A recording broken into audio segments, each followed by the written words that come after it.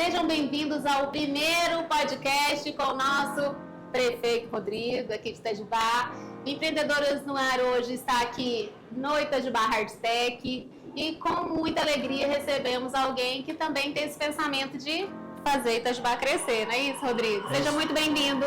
Muito obrigado, Larissa. Primeiro, agradecer pelo convite, ainda mais nesse programa hoje de Mulheres Empreendedoras aqui no Ar. No Hardtech, que é uma feira de sucesso, sucesso de empreendedorismo, que vem ao encontro do que tudo que você e toda a sua equipe, suas parceiras promovem em Itajubá. Então, não só como prefeito, mas como cidadão itajubense, te agradecer por tudo que você faz e parabenizar de verdade, não é porque eu estou presente hoje aqui não. Eu sou um grande admirador do trabalho de vocês. Muito obrigada. A gente já se encontrou algumas vezes nos almoços da CDL, por aí. Também, desde que eu mudei pra cá, eu conheci um pouquinho do parque, de toda essa história, que você já tinha sido prefeito quando eu mudei. Como que você chegou nessa ideia de construir algo para a cidade? Porque muita gente fala assim, você está apaixonada por Itajubá agora.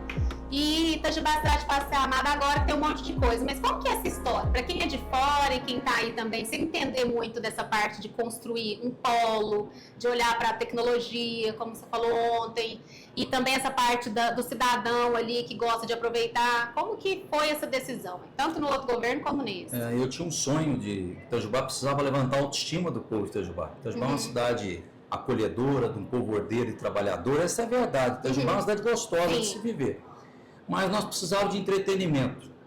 Nós precisávamos de lazer. Então eu pensei no parque, desde que eu era vereador. Eu comecei vereador muito novo, com 22 anos de idade, eu era vereador, com 24 era presidente da Câmara.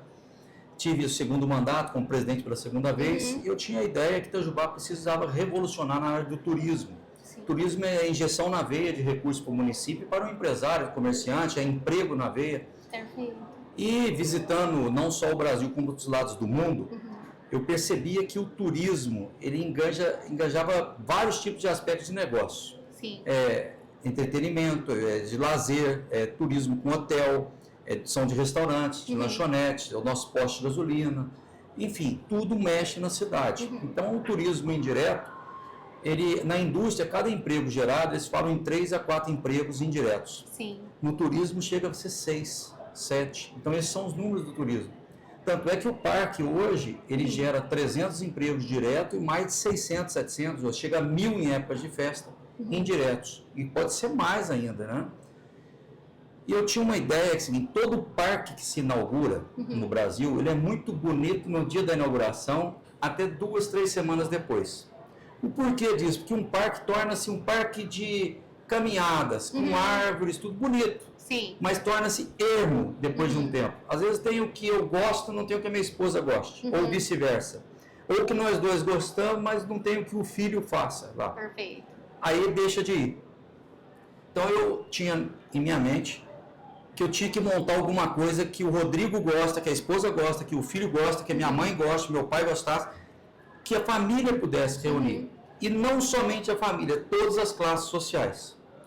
Então eu pensei em lazer, cultura e esporte. Sim. Então hoje o Parque de Itajubá é difícil ser um parque no Brasil que tem o que esse parque tem. Ele tem a cultura, que está lá um teatro, que eu fiz um belo teatro, que eu fico feliz de dizer isso, que movimenta todos os dias, está em reformas. Nós não tínhamos data assim, com 8 meses de antecedência. Quando eu fui construir, não faltaram os pessimistas para falar que eu estava construindo um elefante branco. Foi um sucesso. Depois do sucesso do teatro, nós colocamos o cinema e embarcou o parque junto. E o parque eu precisava de o lazer do esporte, campos de futebol society, quadras de tênis, quadras de beach tênis, um cartódromo, que é um chamativo, é uma grife, um parque tem um cartódromo de nível nacional das provas aqui, e que pudesse ter um entretenimento como boliche, restaurante mexicano, restaurante italiano, restaurante japonês, mais populares como pão com linguiça, coxinha, empadinha, e também restaurantes bons que nós temos hoje, casas de carne boas, restaurantes, choperias boas, tal, pode ter um custo mais elevado, enfim, ali eu reúno a família. E eu sempre aprendi com meu pai uma coisa que todos falam: água é energia, água traz vida. Então a primeira ideia que eu tive de estudo era um lago, que fizesse um lago bonito, que servisse de caminhada para pista de corrida, para fotos, para tudo que pudesse ter ali de embelezar o parque. E o poder público tem que ser um indutor de crescimento, não inibidor. Então eu fiz o parque e dei para mão de obra terceirizada, para terceiros, uma empresa adotar o parque e investir nos restaurantes, porque não é função da prefeitura ficar construindo restaurantes. Sim. E o empresário encarou isso daqui, que é o Douglas, né?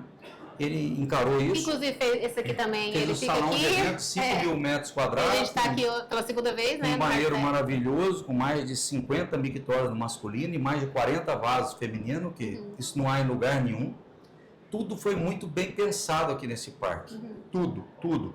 A área de evasão para ambulâncias, problema de mata, problema de segurança do rio, de enchente, a drenagem que foi feita no parque, a saída e entrada de veículos, o contexto dele junto com o parque tecnológico, com o centro administrativo. Então, tudo fluiu para o melhor. Sim. E deixa eu contar um segredo para vocês, qualquer dia eu vou apresentar um mapa. Quando eu era vereador, que eu fiz um mapa, paguei com recursos próprios de tudo que eu queria construir no parque, ele era para ser na reta de Itajubá-Piranguim, no antigo lixão. Os mais antigos lembram disso, você já não sabe. Não. Mas o parque era planejado para lá. E quis Deus, com as mãos dele, esperou ser prefeito, para que o BPS tivesse comprado essa área toda e viesse o Rodrigo, que era um filho que o BPS construísse aqui o parque que eu tinha idealizado. Olha só. E posso falar sem faltar com a humildade. Eu idealizei sozinho este parque. Tive um apoio de um falecido tio meu, que era muito empreendedor, que é o pai da Cristiane Rieira, que tem o nome do teatro. Sim. Que era meu tio Luzimar, que era um visionário. Luzimar ganhou em 1979 um prêmio da ONU como os 10 homens mais inteligentes do planeta naquele ano. Em área de energia, né? Então estamos falando de energia hoje no hashtag. Então o parque surgiu desta ideia inovadora de... E tem, como você comentou ontem, na abertura do evento, falou bastante do Teodomiro.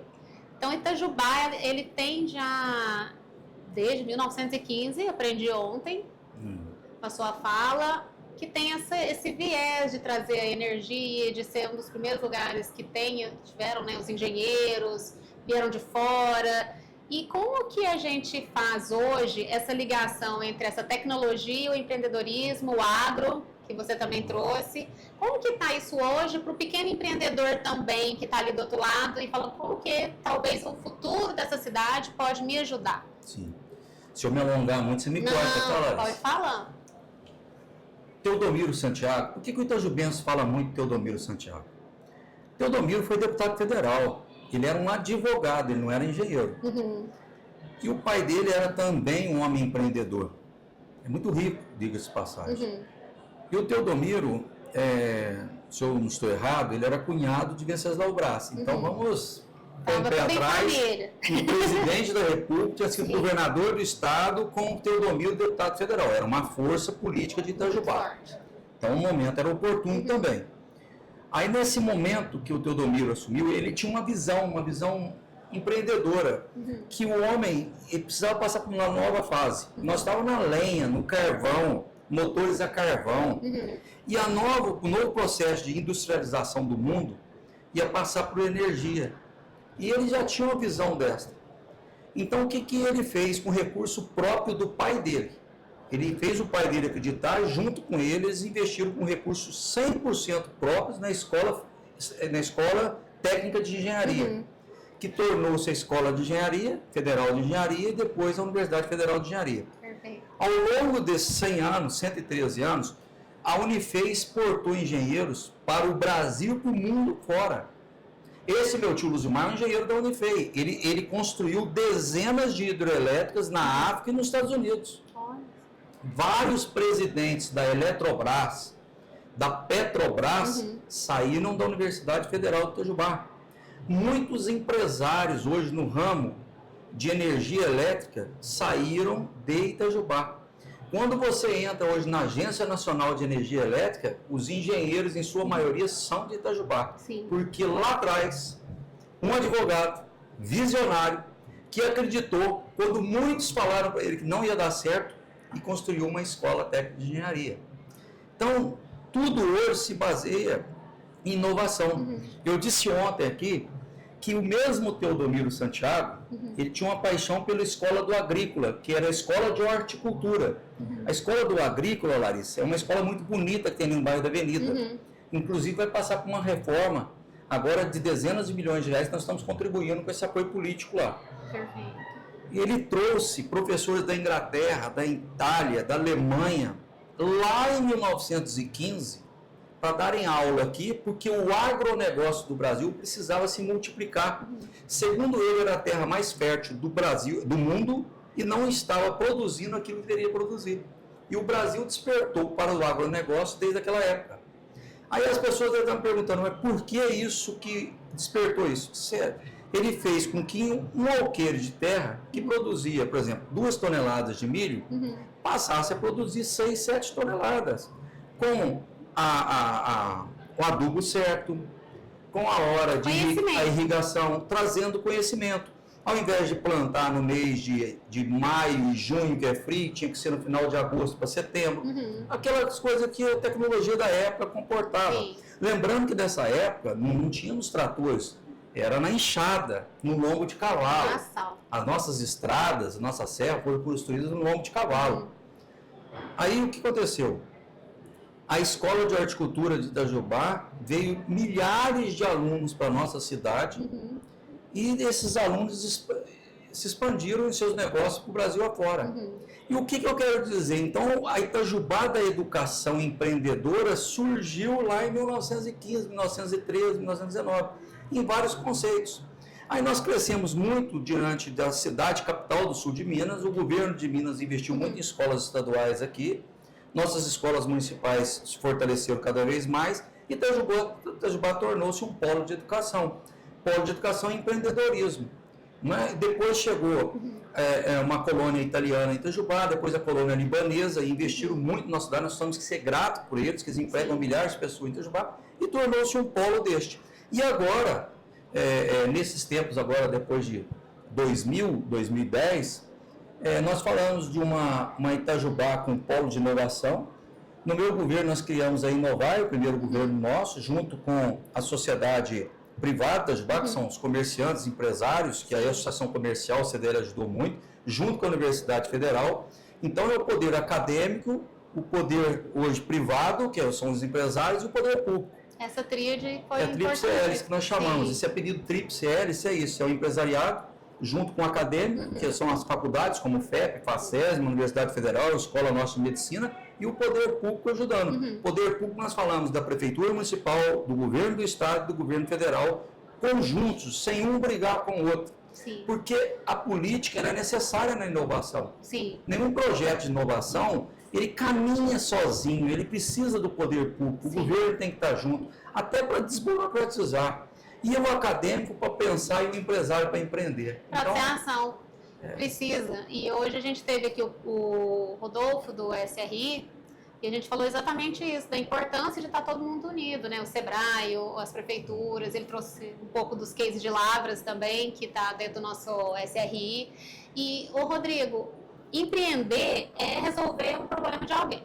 Sim. Então, aqui a gente fala bastante de empreendedorismo, e quando eu vim para cá eu senti esse gap, principalmente no ambiente feminino, de ter essa condução, essa liderança. Então, hoje é uma alegria muito grande a gente ter 220 empresárias no nosso hub, mas uma coisa que eu notei de Itajubá é que a gente tem muitas oportunidades e essas facilidades de pontes. Uma coisa que eu achei bacana demais na cidade é o quanto que todo mundo consegue acessar pessoas que vão ser colaborativas com a gente. Então, eu achei isso muito rico no ecossistema. E aí, isso é algo que sempre aconteceu dentro de Itajubá? É mais novo essa potência de estar todo mundo querendo fazer, empreender, acontecer? Ou é algo que surgiu da demanda? O que você enxerga aí nessa história toda? Eu enxergo vocês como um sucesso. É um sucesso de verdade. Mulheres empreendedoras e tudo. Às vezes, uma precisa da ajuda da outra. Eu acho que uma não compete com a outra. Não, um por todos, todos por um. Sim. Né? Eu falo sempre, lá, eu vou citar um exemplo do meu caso. Eu trabalho com terminais rodoviários. O meu ganha-pão não vem da política, vem dos meus tipos de negócios, com rodoviárias, com comércio dentro de rodoviária e estacionamentos. Perfeito. Uma vez eu entrei há há 25 anos atrás, na cidade de Guaratinguetá, para reformar a rodoviária e ter a concessão do terminal rodoviário. E eu lembro que lá tinha 16 bares. 16 bares dentro de uma rodoviária. E eu me recordo certinho de uma placa que tinha aqui, ó.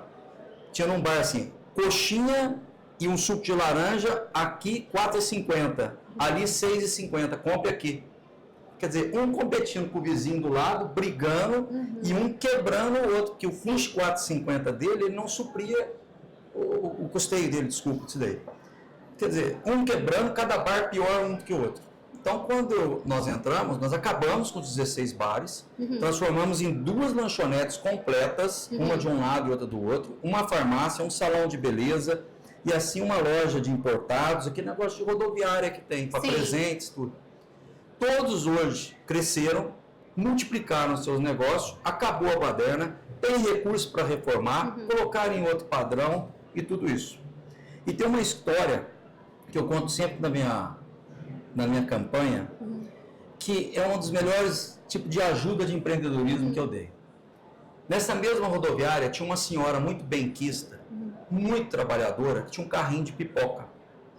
E ela tinha uma menina lá de uns 13, 14 anos, filha dela, que ajudava ela e mais o marido. E um dia eu fui a São Paulo e vi um carrinho de pipoca desses, parece do McDonald's, parece aqueles negócios de sorveteria, bem chique. Eu fui para ver outra coisa, vi aquele carrinho, eu fiquei encantado com o carrinho e falei, eu vou comprar um carrinho desse para ela.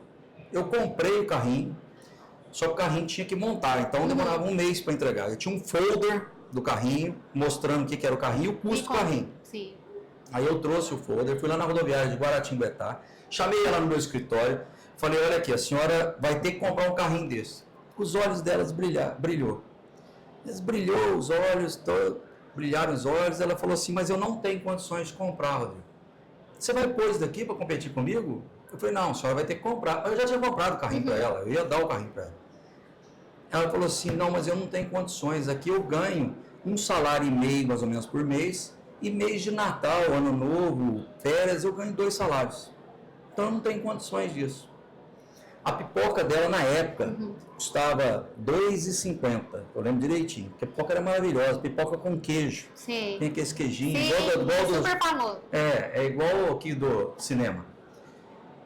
O carrinho chegou, eu guardei ele atrás de um varal que tinha lá, chamei ela e abri o varal, ela encantou e ao mesmo tempo chorou, eu perdi minha vaga.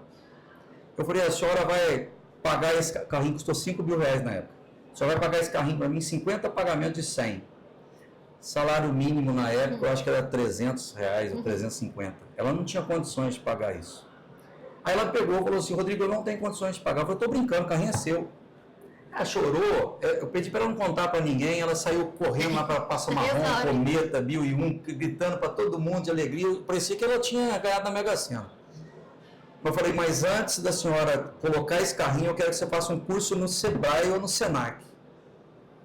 Ela foi no Senac, eu paguei um curso para ela de 2 semanas.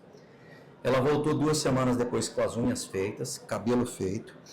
Ela tinha aquele que põe por cima, assim, o avental escrito segunda-feira, o de terça-feira, quarta-feira. Por que isso? Para mostrar para a pessoa que o avental do dia estava limpo. Perfeito. Luvas, a pipoca dela passou de R$ 2,50 para R$ 5,00, a pipoca com queijo R$ 6,00, a pipoca tinha um outro torresmin que ela pagava R$ 6,00, pipoca com queijo de torresmin, que é um negócio de Guaratinguetá, R$ 7,50.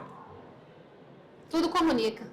Saquinho maior, e o detalhe, nós treinamos ela, tinha uma escola perto do terminal rodoviário, a 300 metros de terminal, 200, 300 metros. Esse foi o pulo do gato. Além da limpeza dela para os passageiros, o cheiro da pipoca tinha que entrar na sala de aula 10 minutos antes de bater o sinal, tanto cedo como de tarde. Sim, então batia o sinal, fila de criança todos os dias. Já era estratégia. Aí ela passou a ganhar por mês de 2 salários, 1 salário e meio, ela passou a faturar em torno de 10 a 12 salários mínimos no primeiro mês.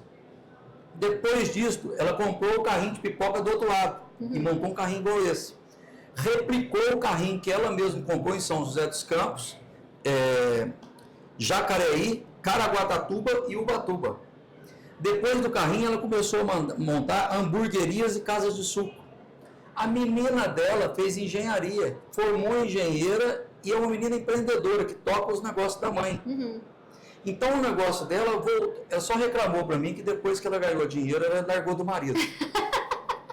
Ela ficou bonita, com os olhos assim. Deu pra trocar tudo, trocar o marido. Eu falei assim, não, larga dele não, é um amigo nosso lá. Ela falou, não, eu tô dando um susto nele, porque ele bebe demais, mas depois voltaram, tá? Ele falou que eu atrapalhei a vida dele com o tempo. Melhorou.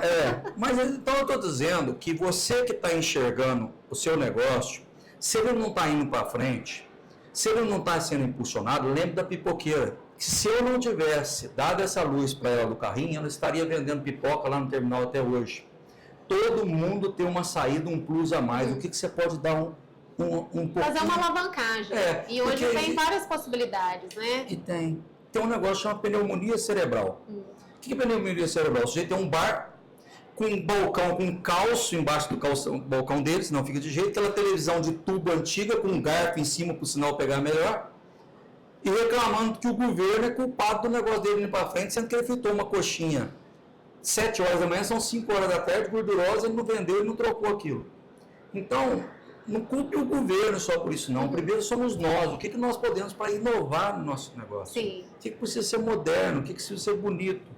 É sempre muito perigoso depender muito de algo externo para o seu negócio rodar na raiz dele. Não importa se é o governo, se é alguém que ajuda, eu acho perigoso. Às vezes as pessoas falam, mas ninguém da minha família. Eu falei, olha, cuidado, porque você tem que fazer sua prospecção e ter seus processos independente de qualquer coisa. É lógico que ter ajuda, colaboração é importante, mas ele não pode rodar dependendo disso. E aí, Rodrigo, pensando também nesse exemplo que você trouxe da comunicação, porque no final tudo comunica, porque a pipoca era a mesma. Era mesmo. Só que para quem está de fora, quem vai comprar, ele viu o valor, tanto na apresentação, quanto na clareza de, deve estar limpo porque está o nome, no jeito que ela estava servindo, a precificação mudou. E falando de comunicação, tanto na vida política quanto no empreendedorismo, para quem quer vender, porque acaba que o político, ele também é um vendedor, ele tem que vender as ideias dele, tem que convencer o tempo todo, tem que buscar verba, tem que correr atrás disso, conversar, explicar, fazer as grandes campanhas, e tudo é comunicação. Onde você aprendeu comunicação, e se você aprendeu também empreendendo, um atrapalhou ou ajudou o outro, vida política, empreendedorismo, como que é isso para você? Excelente pergunta. A vida fez eu aprender. E eu assistia muitas palestras quando era muito novo. Depois eu fui aprendendo ao longo do tempo com YouTube. Eu assistia, Larissa, só te falar como político. Eu sei todos os jingles que são as músicas de campanha, tá? Da campanha de 1989, quando eu tinha 15 anos de idade, que tinha Collor, Brizola, Paulo Maluf, todos aqueles... Sim. Que tinha o Caiado, era candidato novinho na época. Eu sei o jingle deles, do Ulisses Guimarães. Eu assistia todos os programas eleitorais. Todos os programas eleitorais que teve do Lula até hoje, do Aécio Neves, do Bolsonaro, eu assisti todos, para pegar onde estão as cores, Sim. aonde a pega melhor, qual o recado que ele tentou dar. Aí você fala, todos, sem exceção. Mas você é louco, professor? Eu gosto de todos. Assisti palestra de um marqueteiro, várias delas, de Duda Mendonça, todos eles. Então, achar que não ajuda, ajuda sim. A gente tem que aprender, sempre tem que acrescentar alguma coisa. Você tem que ter uma vocação natural também, né, para poder passar o seu melhor naquilo ali. Mas eu tenho uma dica. Quando eu me elegi vereador com 22 anos de idade, eu achava que era bonito, chique, chegar numa rádio e falar assim pro locutor, a LDO não passou que o PPA não está de acordo. O locutor não sabia o que era, nem o público. Aquilo era para dar, eu era moleque ainda, novo, aquilo era para dar status no cargo. E o ouvinte não sabia nada daquilo. Nada mais é a lei de diretrizes orçamentárias com o plano plurianual, que é o orçamento para o ano que vem, que você vai ter dinheiro para isso, para aquilo, não tem mais nada, era só eu falar nessa língua. Quando eu fui fazer minha campanha de prefeito, a segunda, que a primeira eu perdi em 2008, não desisti, em 2012 eu ganhei. Eu trouxe uma equipe de Brasília, que eram marqueteiros de primeira linha. E esses marqueteiros, fizeram uma entrevista comigo e foram fazer meu plano de governo. No dia chegaram assim, o prefeito Rodrigo pretende construir 3 novas UBS. Naquela época, ninguém sabia que era UBS. Eu peguei o telefone, liguei, uma colaboradora nossa lá de casa, muito amiga nossa, Marlene, liguei, pus no Viva Voz, falei, Marlene, já sei, Rodrigo, o almoço não está pronto. Falei, não, não é isso não. Marlene, no seu bairro tem UBS? Ela falou, o que é isso? Aí, e eles ouvindo. Tem o PSF, que era Programa de Saúde e Família, né? Não, não tem não. Falei, tem posto de saúde? Já tem. Tem o doutor Eduardo, lembrei até o nome do médico. Tem o doutor Eduardo, meu amigo, você quer que eu fale com ele? Falei, não, depois eu te conto o que é. Na hora que eu virei, eles já tinham riscado a UBS e colocado assim, ó. O prefeito Rodrigo Rieira construirá 3 novos postos de saúde, entre parênteses UBS. Aí nós apelidamos de marlenizar. Marlenizar é simplificar. Simplificar a linguagem, pôr na venda. Eu não vejo hoje a Nestlé complicando. Eu não vejo a Coca-Cola complicando. Isso é um case de sucesso no mundo inteiro. Sim. Agora chega um sujeito que é novato, põe um nome em inglês, põe um nome em japonês, põe uma flecha que ninguém entende o que é aquilo. Sim. Aí ele quer complicar o produto dele. Sim. Eu acho que tem que marlenizar, no bom sentido, simplificar. Tem, na comunicação principalmente. Se você quer conectar, você se considera um bom vendedor? Você vendia com 22 anos, depois você trabalhou, você sempre gostou de ter argumentação, de ficar no debate, na negociação, já é alguma coisa sua ou você teve que ir aprendendo? Porque às vezes a gente é mais analítico, gosta, sabe? Mas assim, fica mais assim nessa fase de não querer ir tanto pro debate. Sempre gostou ou teve que aprender porque foi exigido? Nesse caso eu sempre gostei. Eu conheço pessoas de sucesso que aprenderam ao longo do tempo. Então não serve, porque o Rodrigo já... Não, habilidades são possíveis de ser desenvolvidas. Agora, só falar da minha história. Eu com 12 anos, eu tinha, naquela época tinha carteira assinada. Eu acho que o jovem deveria trabalhar assim, com trabalho digno, né? De aprendiz. Eu comecei como office boy do terminal rodoviário daqui de Itajubá. Aos 13 para 14 anos, eu comecei a organizar excursões escolares. Eu lembro que eu comprei minha mobilete, a primeira da Calói, com recurso próprio. Irresponsavelmente, eu comprei uma moto com 14 anos, uma CG 125. Troquei várias motos depois. Comprei meu carro com 16 anos. E aos 16 anos, eu comecei a ser vendedor de carros e motos no Robertinho Automóveis, um grande amigo que eu tenho. E ele tinha uma empresa, uma firma de carros, que é ali onde a Drogazil, hoje na entrada da Major Bela, ali era um lote, vendia muito carro naquela época. E eu percebia que as pessoas não sabiam, nenhuma loja fazia financiamento de carro. Eu aprendi a fazer financiamento, eu ia no banco, vendia mais carro que os outros, ganhava a comissão do banco, ganhava a comissão do comprador, e comecei a ganhar dinheiro com 16 anos, mais do que o meu cunhado trabalhava em Furnas e era engenheiro, e ganhava bem. Eu vou te contar uma coisa hoje aqui, eu com 16 anos ganhava como se fosse hoje 30, 40 mil reais por mês. E tudo é treino. Treino, você vender carro. Não é que você foi dos 12 anos até 16, vendendo, aprendendo, errando, porque a gente erra na negociação. Erramos, aprendi muito, me equivoquei muito. Quando era um grande vendedor, comprei carros que falavam, o motor tá bom, o motor não estava bom, tive que reformar, tomei prejuízo, apanhei muito, teve dias de querer desistir, mas eu trabalhei muito, fui aprendendo ao longo do tempo. Eu fui também aos 12 para os 13 anos, teve um plano chamado Plano Funaro, na época do Zé Sarney. E o Brasil cresceu muito em um ano. Rodrigo, você está contando sua idade aí, tá ficando feio pra você. Tem 52 anos, nasci em 74, estou velho já aqui. Tá nada. E fui montador de móveis, vendedor de móveis. Hoje eu sei montar um móvel aqui, olha se a madeira é boa, nada. Sabe, essa aqui é top, ó. Tudo essa bom. Aqui é da você. Só tem material bom aqui. Essa aqui vai deixar a desejar, mas essa aqui não. Então, Larissa, eu falo com muito orgulho e satisfação. O Rodrigo teve sorte, o Rodrigo veio de uma família rica. Não, nós viemos de uma família lutadora. Meu pai já passou por várias dificuldades, mas sempre foi um pai parceiro, um pai conselheiro. Mas eu venho trabalhando desde criança. Acho que todo mundo. Isso é uma coisa que a gente devia até quebrar esse paradigma. No direito, a gente fala que é assim: avô rico, pai nobre, neto pobre. Porque se a pessoa não tiver a mesma estratégia de trabalho, uma hora vai quebrar. Ainda mais num país que está tão acelerado com as inovações, que se você não é trabalhador, a herança não rende, não fica o resto da vida. Boa. Na minha família também é assim, meu avô teve 10 filhos. Nem todos tem o resultado que ele teve, né? faleceu recentemente, mas assim, dá pra ver que quem seguiu a linha dele ficou melhor porque foi seguindo a linha de trabalho. E aí sempre tem uns que vão chorar, não é que nenhum tio meu ficar bravo, mas tem uns que vão ficar na alegria. Rodrigo, só pra gente finalizar aqui, porque se a gente quiser ficar aqui eternamente fazer mil perguntas, mas eu queria saber se em algum momento que você estava empreendendo, você falou, não, agora é a hora da minha...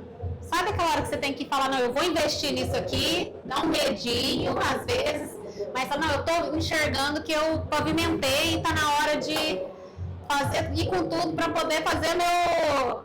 Como é que você falou que você tem? Eu esqueci aqui o nome. Pedágio ali, né? Agora é a hora, porque essa hora é a hora do medo que a gente tem de falar, nossa, mas eu tenho muito a perder e às vezes eu não enxergo o tanto que tem para ganhar. Você viveu esse momento? Vivi. Teve tempos, mas eu sempre fui um pouquinho mais ousado. O empresário ele tem que ter um pouquinho, o empreendedor, um pouquinho de loucura. Tem. Eu não conheço empresários que deram certo se não teve um momento que ele arriscou alguma coisa. Sim. Essa é a diferença do empresário que vai e aquele que fica. Sim. É lógico, você tem que ter a prudência, estudar qualquer investimento, também não entrar de cara. Sim. Na empolgação, espere um pouco, analise os outros que já investiram no mesmo negócio. Mas quando eu comecei com concessões de terminais rodoviários, junto com meu pai, eu vi que nós tínhamos um campo no Brasil. Então eu peguei de 200 mil passageiros mês, que foi o meu primeiro negócio, para 32 milhões de passageiros. Eu cheguei a ter 32 milhões de passageiros por mês nos nossos terminais rodoviários. Então eu peguei de 200 mil, foi crescendo para 500, 800, 1 milhão, 3 milhões, 4 milhões, de vários terminais. Mas eu fiz uma reunião, eu tive um toque, porque a minha empresa era pequenininha perto das outras. Eu fiz uma reunião geral em São Paulo, era um menino com gigantes do mercado para conciliar todo mundo, para parar a pancadaria que tinha um com o outro na justiça.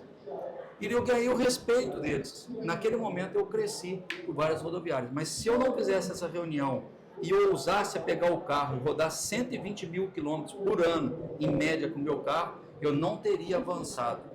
Isso é o poder da conexão e do networking. E as pontes que vocês vão... Eu falo tudo no final, não é que é só no cafezinho. Mas se a gente não encontra com um ser humano para trocar e conectar, não adianta ficar sentado no escritório. Não adianta. E boas coisas. Uma coisa que eu vou falar aqui para quem estiver nos ouvindo.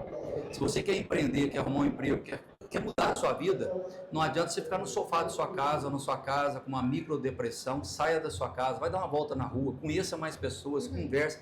Vocês vão perceber que nessa movimentação as coisas vão surgir. E surgem mesmo. Muito, o movimento gera um movimento. E assim, independente do que você acredita, de política ou de religião, eu acho que não tem como ser diferente, porque o ser humano precisa de outros seres humanos. Você vai vender para pessoas. Ô Rodrigo, queria te perguntar agora uma coisa pessoal, que às vezes eu tô aprendendo um pouco sobre isso agora, que é, eu tenho 42 anos, já dava para ter aprendido, mas é como lidar com o sentimento que a gente às vezes fica em relação à ingratidão. Essa é uma pergunta que não tem nada a ver muito com empreendedorismo, mas que às vezes a gente passa por isso, tanto como líder ou... Porque independente de você, às vezes a gente acha que as pessoas estão sendo ingratas. Eu falo o sentimento que é nosso. Pode ser que até que não exista, mas a gente sente que tem. Como você lida com isso? O sujeito ingrato é triste, né? E eu vou falar o que eu aprendi na vida pública. Meu pai me ensinou uma vez, quando eu fui entrar para a política, ele falou: filho, não espere paz à sua volta, a paz tem que ser interna. Mudando isso para ingratidão, se você prestou um bem para uma pessoa, o primeiro passo é não esperar a recíproca daquela pessoa. Esses dias, um funcionário simples de um lugar que eu resido, simples, quebrou o celular dele. Eu dei um celular para ele de presente. Ele não pediu, eu soube que quebrou, que ele derrubou na água e quebrou dentro de um poço. Eu dei um celular para ele sem ele pedir. Ele não me falou obrigado, não. Simples, ganha menos que um salário mínimo ele ganha lá. Mora perto de casa ali. Mas eu fiquei feliz dele estar feliz com o celular, e ele não sabe disso. Sim. Então, o que eu quero dar como exemplo? Quando você fizer alguma coisa, não espere. A natureza da gente é esperar a gratidão. Sim. Mas se você não esperar aquilo e ficar feliz por você mesmo, vou dar um exemplo. Eu construí várias creches em Itajubá. Uhum. As crianças estão entrando lá na creche de 2 anos, 1 ano, 3 anos, elas não imaginam quem que é Rodrigo Vieira, não. Uhum. Mas a minha alegria de vê-los entrando com aquele uniforme amarelinho, com lancheira, tendo alimentação, professor, vans levando eles, eu falo, oh, meu Deus, valeu a pena. É uma sensação de legado. É um legado. É sobre você, não é sobre... É sobre como você se sente, não só sobre o que o outro retribui. Eu penso o seguinte, é isso aí que você falou. Não espere paz à sua volta, paz sem ter, não espere gratidão. Se você não esperar gratidão... E outra coisa, a ingratidão às vezes vem de quem está perto, tá? Maioria. É um familiar, é um amigo próximo, é uma traição que você não esperava das pessoas. Às vezes a pessoa ingrata naquele momento também, você perdoa, porque daqui a alguns anos ela pede desculpa, ela amadurece. Quantas coisas eu, com 52 anos hoje, arrependo de ter feito com 30, 20, brigas políticas que eu comprei à toa. Então a pessoa muda também. Algumas pessoas mudam para melhor, outras para pior, mas a maioria das pessoas são pessoas boas. Então, principalmente no campo político, você não pode esperar tanta gratidão, porque cada pessoa tem o seu jeito de pensar. Então, esse ato de não esperar muito e fazer bem para mim mesmo, do ato que eu tenha feito, eu ter paz interna e alegria por aquilo, já vale a pena. Conselho incrível do pai aí, que serve para todo mundo que também às vezes está empreendendo e está esperando ou a ajuda da família, né? Sente, minha família isso, ou vendi isso, fiz o esforço para o cliente. Que é buscar essa paz interior, se conhecer e ter essa transformação, né, Rodrigo? Eu vou citar só um exemplo, esticando mais a coisa.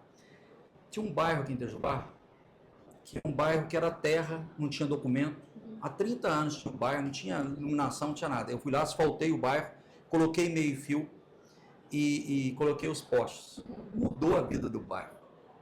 E um morador do bairro falou, Rodrigo, passa lá por volta de 6 horas da tarde, era horário de verão na época, sabe?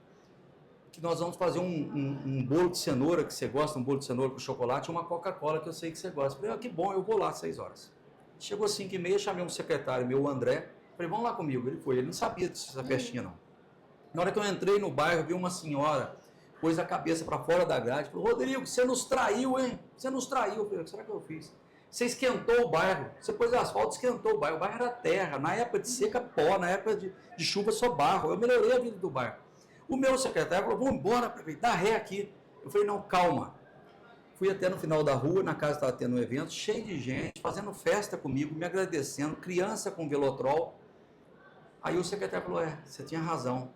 A maioria das pessoas são pessoas de bem, estão agradecendo, mas sempre tem um que eu brinco que é carne de pescoço, que ele vai ser ingrato. Não tem o que a gente faça que para agradar. Não tem. Aí chegou a filha da mulher, muito educada, falou assim, você me desculpe, minha mãe não está muito legal não, eu soube que ela destratou o senhor ali atrás. Eu falei, não, está tudo normal, tudo tranquilo. Mas tem que ter uma força mental, que acaba que a gente fica balançado. Porque se eu não tivesse preparado, eu ainda estava ré no carro naquela rua, ia embora. Ou responde a pessoa. Então, mas graças a Deus que eu acho que Itajubá é uma cidade assim muito pacífica, acolhedora. Eu me casei em 2009 e é a primeira vez que a gente está construindo para ficar. Porque a gente sempre morou de aluguel por não achar ainda o lugar que era da paixão, assim, da família. E aí a gente se apaixonou aqui por Itajubá, vamos ficar, agora vocês vão ter que aguentar aqui a casa de Gnome por muito tempo. Coisa boa. Vamos ficar aqui mesmo, nossa casa vai ficar pronta em agosto e agora é só Itajubá na veia. Parabéns, viu? E quero agradecer muito você por ter topado. Eu tenho mania de falar você, mas é você é muito novo. Novo, obrigado pelo novo. Gentileza. Não vai dar pra chamar de senhor não, parece que a pessoa tem 1000 anos. E também questão da minha casa, minha mãe falava assim, senhora tá no céu, então eu não sou tão treinada de falar senhor, senhor, quando eu esqueço de vez em quando. Eu prefiro que seja você, viu? É tão mais gostoso. Temos presentes para o senhor doutor aqui, Rodrigo. Ô, Glauber, você traz aí para mim os presentinhos de Rodrigo. Aqui são pessoas muito gratas. Rodrigo, aqui na cidade, eu não conhecia ninguém quando eu mudei para cá. E esse pessoal me abraçou aqui, porque a gente tem os apoiadores para a gente levar conhecimento, né, para as empreendedoras. Temos os apoiadores aqui, temos as pessoas que realmente acreditam aqui também do agro, né? Temos a Priscila, muito obrigado, da Serra do Balaio com café especial. Aí, ó. E fala pra Diná que hoje a janta tá garantida, que temos Royal Parma também pro jantar. Cadê o Glauber? A caixinha tá aí, minha mulher ó. vai gostar muito. Me dê a caixinha que tá na sua mão aí, por favor. Ô Diná, essa aí tá na minha conta, hein? É um jantar maravilhoso do Royal Pharma, da Elis. Não sei se você já conhece. Ai, não é? E ainda tem brigadeiro. Falou que gosta de doce. Vai ter que comer um docinho aí, ó. Pegar uma Coca-Cola pra ele, trazer um brigadeirinho aqui da Lu. Porque o empreendedorismo feminino, eu acho que ele está ganhando bastante tração, bastante força. Vocês apoiam bastante a gente nos eventos. Aqui tem alguns grupos de empreendedorismo feminino. E é uma gratidão, Itajubá, receber a gente com tanto carinho. E queremos mais sinergia aí também. Eu abordo muito pouco o poder público, porque, como eu sempre falo aqui no podcast, eu não gosto de ter rabo preso com nada, assim, que eu gosto, sou muito livre.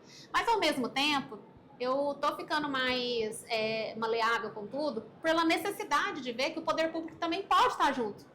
Nem sempre vai ser alguma coisa negativa. Então tem que ser, lógico, um trabalho de formiguinha, deixando a dependência de lado, mas olhar para a liberdade e ver o que a gente consegue fazer em equipe, como esse evento, por exemplo.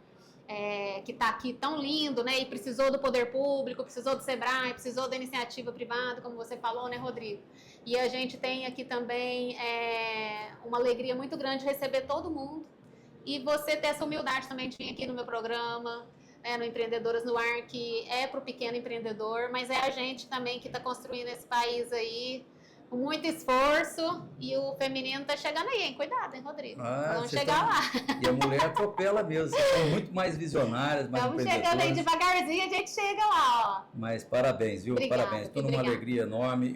E enquanto eu for prefeito, Deus me der saúde, o povo quiser que eu continue, eu falo que eu sou um prefeito que tento desburocratizar tudo. Porque, às vezes, o poder público, ao invés de ser estimulador de crescimento, ele é inibidor, ele vem com as burocracias, com dificuldades. Não. Aquilo que nós pudermos facilitar para o empreendedor, impulsionarmos os nossos empreendedores, ainda mais as empreendedoras da Itajubá, vocês podem contar conosco em tudo. E é verdade isso, viu, gente? 100% das vezes que eu pedi ajuda, fui atendida. Estaremos muito obrigada, juntos. Obrigada mesmo por todos nós. E vamos fazer mais ainda, né? Vamos. Muito obrigada, Rodrigo. Eu que agradeço. Obrigada, pessoal, quem foi até o fim. Até a próxima.